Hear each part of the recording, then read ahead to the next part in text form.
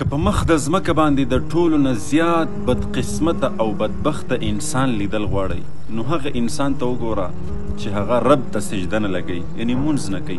د مونځ توفیق ته الله جل شانه اغستی دی. کله چې الله جل شانه ناراضه شي نو په موږ او تاسو باندې خوراک سکاک نه بندوي، بلکې الله جل شانه موږ او تاسو نه د سجدې توفیق اخلي.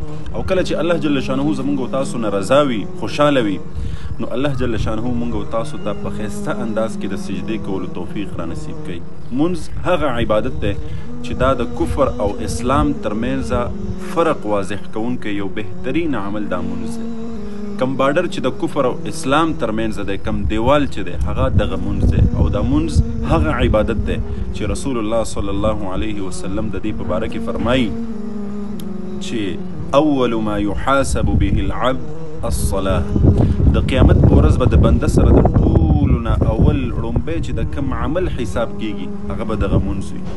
مخکې رسول الله صلی الله علیه وسلم فرمایي د کم مسلمان، د کم انسان مونځ چې صحیح راووتلو د هغه مخکې ټول عملونه صحیح راوځي، او د کم انسان، د کم مسلمان په مونځ کې چې وټ کټ کمې زیاتې راووتلو نو مخکې به ټول عملونه ګډوډ راوځي. نو لهذا مونځ په هر حال کې کول، مونځ په هر حال کې کول. ځکه وایم چې رسول الله صلی الله علیه وسلم د وفات نه لږ ساعت مخکې د دوو صحابه کرامو په اوږو باندې لاسونه ایښي دي، او راوي دا وایي چې رسول الله صلی الله علیه وسلم خپلې مبارکې خپې د ډېرې کمزورۍ او ضعف د وجې نه په ځان پسې راکش کولې او مسجد ته د جمعې مونځ ته را روانو.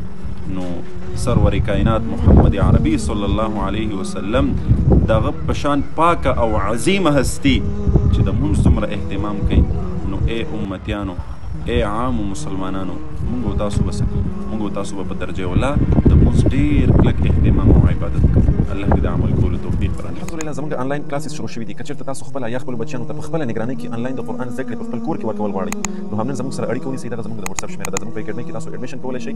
الحمدلله زموږ په اکیډمۍ کې چې کومې زده کړې دي نو هغه ټولې اسلامي زده کړې دي، قرآن کریم په ناظرې سره، په حفظ سره، په تجوید سره، په ترجمې سره، او دغه رنګې نورې اسلامي چې څومره زده کړې دي، مونځ دی، دعاګانې دي، حدیثونه دي، ورسره د اودس، د غسل چې څومره هم ضروري اسلامي مسایل دي، دغه ټول د هغې زده کړې کېږي. نو که تاسو هر چېرته